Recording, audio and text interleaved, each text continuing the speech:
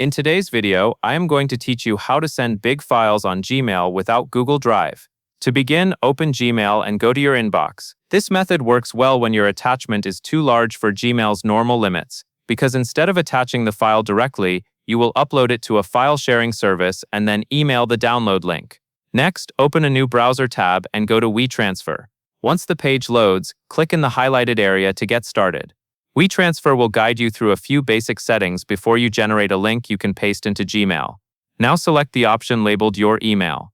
This is where you enter the email address you want the transfer to come from.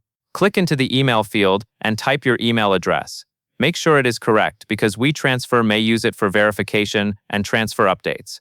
After that, click through the highlighted options area again. These options control how long the link stays active and what the recipient can do with the file. Find the expiration setting and click where it says 3 days. This is the default for many transfers, and it means the download link will stop working after that time. If you are sending something time-sensitive, it helps to remind the recipient to download it promptly.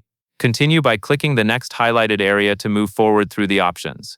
You may see additional features, including paid options. If you land on a screen that says Request Payment, do not select it for a normal file send. Instead, choose Back to Options to return to the standard transfer settings. Next, click Preview and Download. This lets you confirm that the transfer will be shared as a downloadable item, which is exactly what you want when you are sending large files through Gmail without using Google Drive. Click the highlighted area once more to proceed, and then select Get a Link. WeTransfer will generate a shareable download link for your file. At this point, copy that link, return to Gmail, compose a new email, and paste the link into the message body. Add a short note with the file name and the expiration time, then send your email as usual. And that covers everything you need to know.